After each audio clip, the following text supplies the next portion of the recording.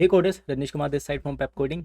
And आज हम board path का थर्ड पार्ट सॉल्व कर रहे हैं। तो थर्ड पार्ट क्या था, इसके अंदर हम करेंगे ऑप्टिमाइजेशन। तो पहले पार्ट के अंदर हमने करा था मेमोराइजेशन, सेकंड पार्ट के अंदर हमने करा है टैबुलेशन, और थर्ड पार्ट के अंदर करेंगे ऑप्टिमाइजेशन। अगर आपको याद हो, मैंने वो 7 रूल लिखवाए थे, मैं उन्हीं रूल्स को फॉलो कर रहा हूँ, ठीक है। तो इनसे रिलेटेड जो भी वीडियोस है ना, डिस्क्रिप्शन में अवेलेबल है, तो जाओ और देखो।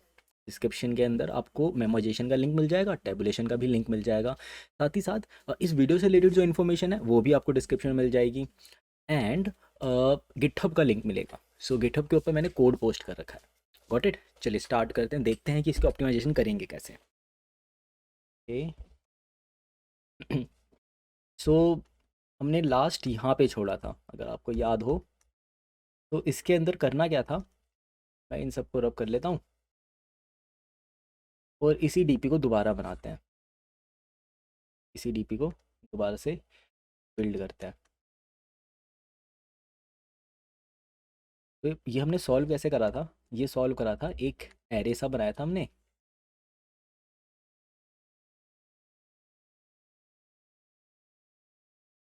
इसके अंदर ना बिना कोई स्पेस वगैरह कुछ भी लेके मैं सॉल्व नहीं करूँगा। अच्छा, और फिर टाइम कॉम्प्लेक्सिटी भी डिस्कस करनी चाहिए थी मेरे को, जो कि मैंने करी नहीं, बट इसमें कर लेंगे। 9 10 1, यहाँ पे 1 है, 8 पे क्या कर रहे हैं, इन दोनों का समेशन।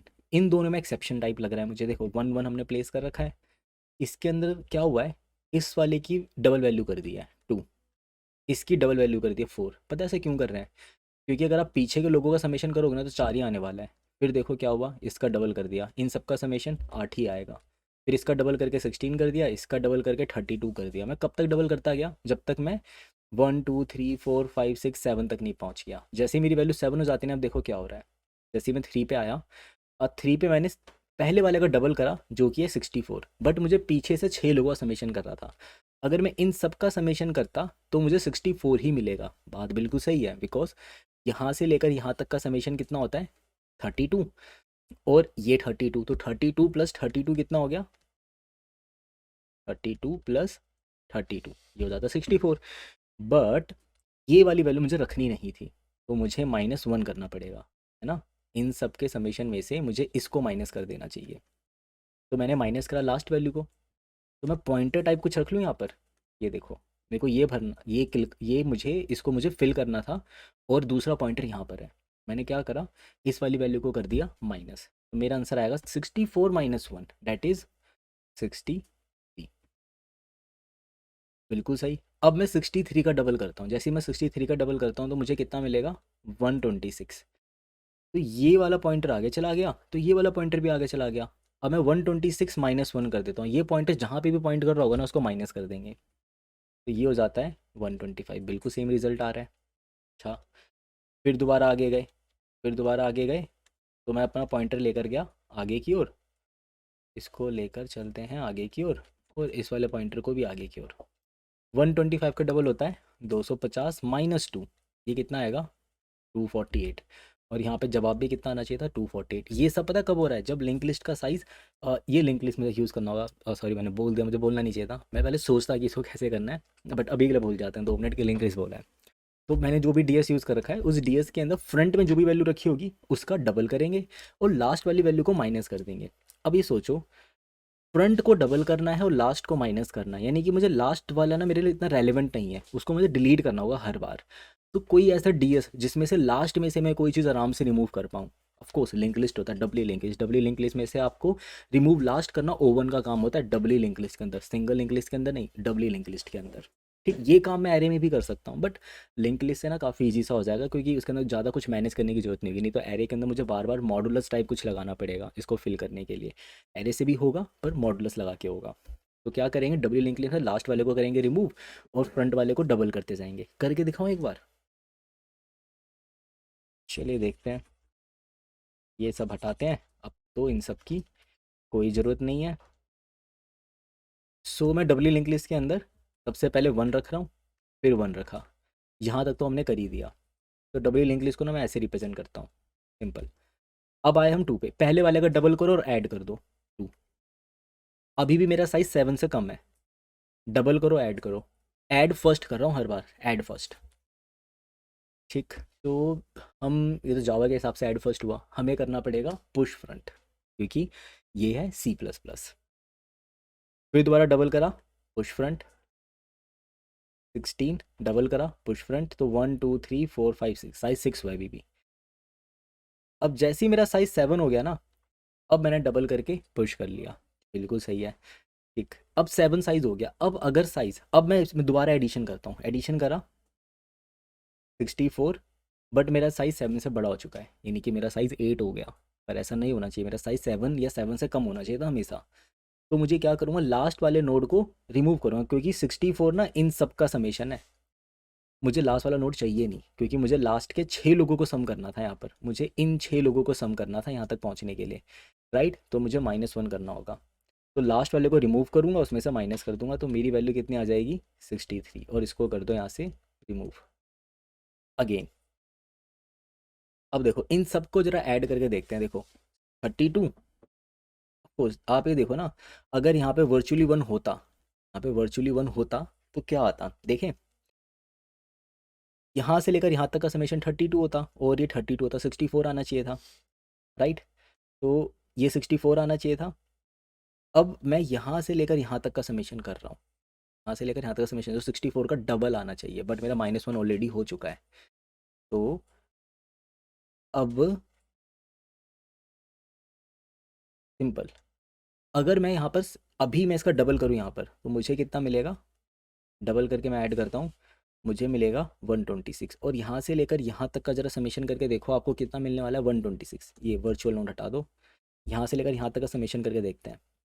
63 यहीं पर हो गया, और ये पूरा था मेरे पास 64, जो मैंने वर्चुअल नोट अभी हटाया उसको मिला के 64 होता था, -1 कर दो 63, 63 + 63 कितना हो गया 126। बट मुझे एक -1 और करना है, क्योंकि अभी मेरे पास नंबर ऑफ नोट्स कितने हो गए, 8 हो गए। तो एक -1 और कर लेता है, -1 करती मेरी वैल्यू कितनी हो जाती है 125। तो मैंने पॉप लास्ट कर दिया, पॉप बैक कर दिया बेसिकली। अगेन इधर आएंगे, डबल करेंगे तो मेरा 250, 250 - 2, ये कितना हो जाएगा 248। फिर आगे चलेंगे, फिर दोबारा पॉप बैक करेंगे, मेरी वैल्यू कितनी आएगी, ये हो जाएगा मेरे पास 4 9 6 496, 496 -4 कितना हो जाएगा 492, 496 -2 हो जाएगा हमारे पास 492। तो लूप बिल्कुल इसी तरीके से चलाया, तो सेम तरीके से लूप चलाएंगे जैसा लूप चलाते आए हैं। देखो अब जरा इसको कोड में कन्वर्ट करके आपको दिखाता हूँ इसका ऑप्टिमल सॉल्यूशन। कोड के अंदर कोई कमी नहीं रहेगी, कोड वैसे का वैसे ही रहेगा जैसा हुआ करता था। तो आज भी एसपी मेरा कैपिटल ईपी से स्टार्ट होगा, और एसपी जब तक चलता रहे जब तक वो कैपिटल एसपी से बड़ा है, और एसपी को माइनस माइनस करते रहेंगे। बस मैं यहाँ पे एक लिस्ट रखना चाहता हूँ ऑफ टाइप इंट, इसका नाम रखेंगे हम एल। सपोज मुझे इधर इंक्लूड कर लेना चाहिए एक लिस्ट। अब सही है, ठीक है। जब तक एसपी की वैल्यू ना बड़ी है किससे, ईपी -2 से। ईपी -2 करने पे क्या आएगा, अगर मेरे ईपी की वैल्यू है, जरा देखो मुझे यहाँ पे फ्रंट में ना स्टार्टिंग में 2 1 अपेंड करने थे, तो जब मेरे ना एसपी की वैल्यू 9 या 10 होगी, तो हम वहाँ पे 1 1 अपेंड करते रहेंगे। 9 या 10 होने पे हर बार 1 1 अपेंड करते रहेंगे। तो करें इसको, वैसे मैं इसको फोर लूप से पहले भी कर सकता हूँ, बट फोर लूप से पहले नहीं कर रहा, सारे काम मैं फोर लूप में ही करने चाहिए। थोड़ा सा कोड स्लो हो जाएगा, बट हमारा कोड ज़्यादा बेहतर रहेगा। क्योंकि अगर मान लो किसी ने ऐसा बोला 9 से 10 जाना है, किसी ने ऐसा बोला कि 0 से ना 1 तक जाना है, तो उन सिनेरियो के अंदर ये थोड़ा सा गलत हो सकता है, वहाँ पे हमें बेस केस लगाना पड़ेगा उसको हैंडल करने के लिए। ठीक है, तो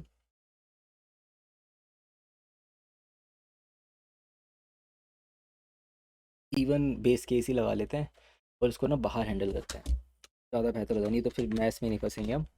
बेस केस कैसा लगाते हैं, अगर मेरा कैपिटल एस पी, इसको ऐसे लिखते हैं ई पी -SP, अगर लेस देन इक्वल टू 1 है तो रिटर्न 1। ये लेस देन इक्वल टू 1 का मतलब क्या है, देखो अगर कोई मुझे बोले 7 से 8 जाना है तो एक ही तरीका है, 7 से 8 जाना है या 7 से 7 जाना है तो भी मैं एक ही तरीका बोलूँगा, कोई चाल मत चलो, राइट। तो SP -CP की वैल्यू होनी चाहिए, जो कि रिटर्न 1 कर दिया।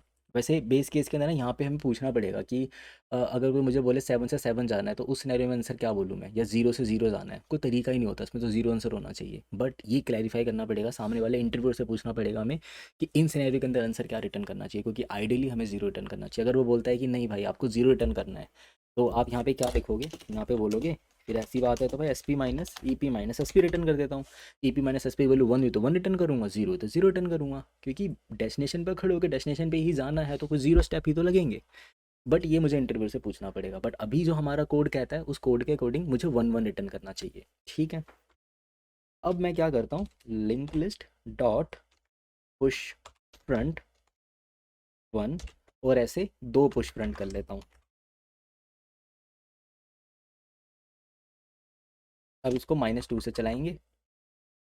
-2 से क्यों चला रहा हूँ, क्योंकि 2 के लिए तो मैं पहले ही काम कर चुका हूँ। देखो 9 10 के लिए तो पहले ही काम कर चुका हूँ, तो मुझे कहाँ से चलाना चाहिए, 8 से चलाना चाहिए, स्टार्ट करना चाहिए 8 से।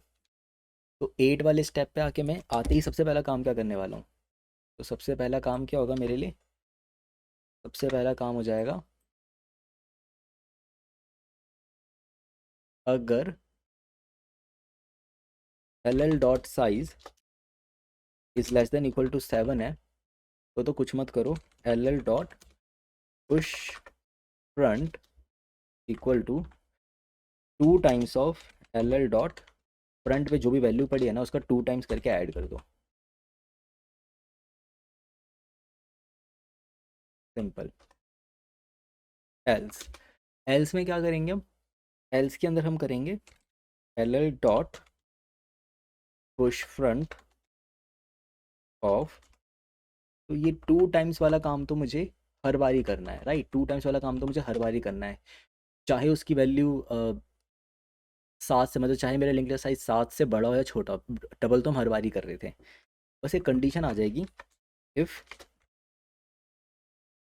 L L dot size is greater than 7 हो गया, यानी कि 8 टाइप हो गया, तब मैं क्या करूँगा, एल एल डॉट यहाँ पे मुझे उसकी वैल्यू को चेंज करना है जाकर, तो मैं पुश फ्रंट करके गेट करके चेंज नहीं कर सकता, नहीं कर पाएंगे, क्योंकि मुझे नोड को डायरेक्ट एक्सेस करने की अथॉरिटी नहीं होगी यहाँ पर, उसके लिए मुझे इसको पॉइंटर में कन्वर्ट करना पड़ेगा। तो बेटर क्या है, जैसा हम पहले कर रहे थे, हम्म, यहाँ पर आएंगे L L dot 2 times of L L dot front minus में एल एल डॉट बैक को कर दो माइनस, और फिर L L dot pop back कर दो। यही स्टेप हमें फॉलो करना है। ऐसे करते करते करते एक दिन एल एल डॉट फ्रंट में मुझे मेरा आंसर मिलेगा। चला के देखते हैं, पता लग जाएगा। डिस्प्ले डीपी को हटा दो, ये भी हटा दो, मुझे कमेंट कर देना चाहिए।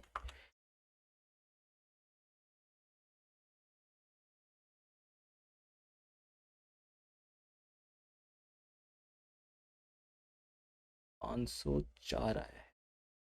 अच्छा टैबुलेशन नहीं, टैबुलेशन ही नाम रखा हुआ है, ऑप्टिमाइजेशन नाम रखना था।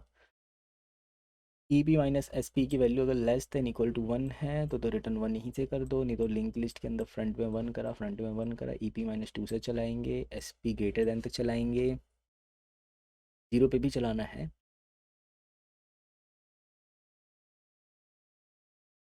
जीरो पे तो नहीं चलाना है, 0 पे नहीं चलाना है, 0 पे चलाएंगे तो ये 0 पे चलेगा, जब जब एस पी की वैल्यू 0 होगी तो इसका डबल करेगा, तो 1000 के अराउंड आना चाहिए था। आंसर आया है हमारा 504। कहीं कैलकुलेशन में कहीं पे गड़बड़ हुई है। Push front multiply dot,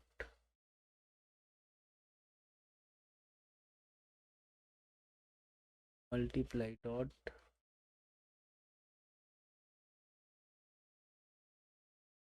front क्यों लिखा,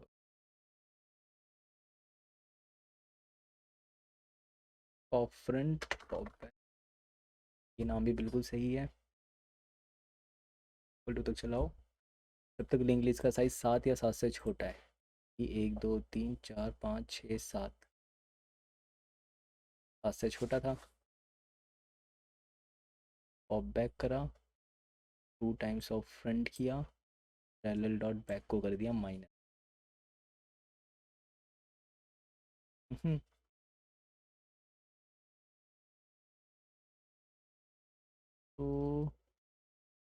तो नहीं आना चाहिए। क्या वैल्यू प्रिंट करके देखते हैं, ये आइडिया लग जाएगा कहाँ गड़बड़ हुई है। पैरेलल डॉट फ्रंट को करेंगे प्रिंट।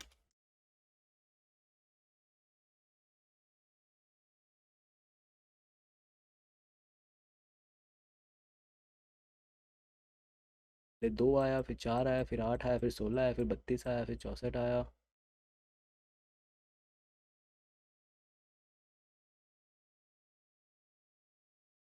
यहाँ कुछ गड़बड़ हुई है।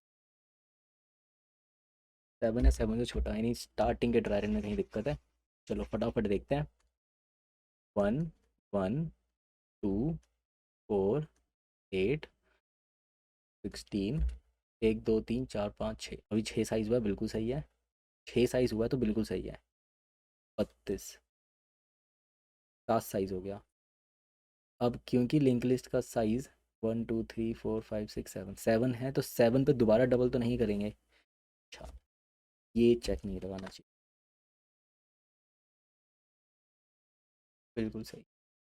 ये गलती हुई है कि देखो अभी इसका साइज कितना, 7, 7 होने पर मुझे करना क्या है, मुझे डबल भी करना है और माइनस भी करना है।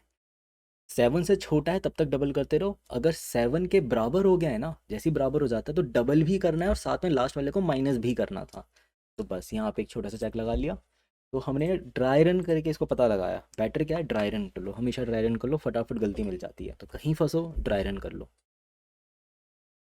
चलो, ये ड्राई रन मुझे हमेशा बचा लेता है, क्योंकि अब प्लान वीडियो तो बना नहीं रहा मैं हमेशा कि भाई प्लान करके आता हूँ, पहले इसको चला के आता हूँ, फिर कोड को देख लेता हूँ कि हाँ ये ऐसे ऐसे कोड कर रहा है, फिर वैसी वीडियो बना रहा हूँ। मैं तो डायरेक्ट क्वेश्चन उठाता हूँ, डायरेक्ट यहीं पे सॉल्व करने लग जाता हूँ।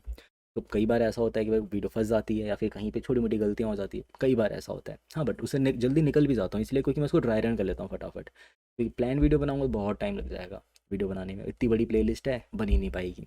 राइट, बहुत ज़्यादा टाइम कंज्यूम हो जाएगा, इसलिए बेटर क्या होता है कि मैं डायरेक्ट ही सॉल्व कर लूँ। कहीं फंसेंगे तो कोई नहीं, 2-3 मिनट ज़्यादा फंस जाएंगे, इससे ज़्यादा क्या ही होगा, 4 मिनट हो जाएगा, 5 मिनट हो जाएगा, बट निकल जाएंगे। तो इसका इसका फ़ायदा मिलता है, इससे मेरे व्यूअर्स को पता लगे, यानी आप लोगों को पता लगेगा कि जो वीडियो है ना, कहीं अगर कोई इंसान फंस जाए, क्योंकि अच्छाई दिखा के तो ऑफकोर्स अच्छाई दिखा के तो फ़ायदा ही मिलेगा कि आपको पता लगेगा कि इसको सब कुछ आता है तो अच्छा अच्छा कर रहा है, कहीं फंसता नहीं है, कहीं गलती नहीं करता। बट अगर मैं अपनी गलतियाँ भी दिखाऊंगा तो आपको पता लगेगा कि हाँ यार, अगर ऐसी गलती होती है तो इन गलतियों से कैसे निकलना है, कैसे वहाँ से हम जल्दी से जल्दी निकलें। तो उसका आइडिया लग पाएगा। जैसे कि अभी आप लोगों ने डिबगिंग का एक तरीका देखा कि मैं जैसे ही फंसा, मैंने यहाँ पे सी आउट करके चीज़ को प्रिंट कर दिया, तो मुझे पता लग गया फटाफट कि अच्छा यहाँ गलती हुई होगी, आइडियली यहाँ गलती हुई, तो मैंने ड्राई रन करके उसी पर्टिकुलर पॉइंट का ड्राई रन करा और मुझे पता लग गया। ऐसे ही मिस्टेक्स आगे की वीडियोस में भी होंगी, मेरे को पता है पक्का होंगी, कहीं ना कहीं होंगी, और वहाँ पे मैं रिजॉल्व ऐसे ही करूँगा ड्राई रन करके। तो वीडियो में प्लान करके कभी नहीं आऊँगा, मैं आऊँगा डायरेक्ट रिकॉर्ड करने के लिए, मिस्टेक्स करूँगा और आपको दिखाऊंगा वो गलतियों से निकलना कैसे है। तभी तो एक जेन्युइन प्लेलिस्ट बनेगी, क्योंकि मैं प्लेलिस्ट जेन्युइन इसीलिए बनाना चाहता हूँ। ठीक है, ताकि लोगों को डीपी अच्छे से आ जाए, स्क्रैच से समझ में आए कि कैसे सॉल्व करना है। तो आई होप आपको ये वीडियो अच्छा लगा होगा और इस वीडियो से कुछ सीखने को मिला होगा। अच्छा, इसका एक नेक्स्ट प्रॉब्लम है, वो फॉलोअप क्वेश्चन है। वैसे तो बनाना नहीं चाहता था पर अब बना लेता हूँ। फॉलोअप क्वेश्चन में क्या होगा, आपको डाइस की जगह पे ना वो अपना खुद का एरे दे देगा, तो वहाँ पे ऑप्टिमाइजेशन तो नहीं हो पाएगी, ऑफ कोर्स ऑप्टिमाइजेशन नहीं कर पाएंगे, बट हाँ उसके अंदर मेमोराइजेशन और टेबुलेशन तक हम पक्के से चले जाएंगे बहुत आराम से।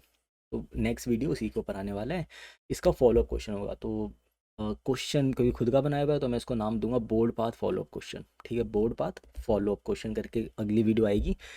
इसके 3 पार्ट थे, तीनों पार्ट बन चुके हैं। वन इज मेमोराइजेशन, टैबुलेशन और ऑप्टिमाइजेशन। हमारे 7 रूल क्या थे, रिवाइज करके जाएंगे।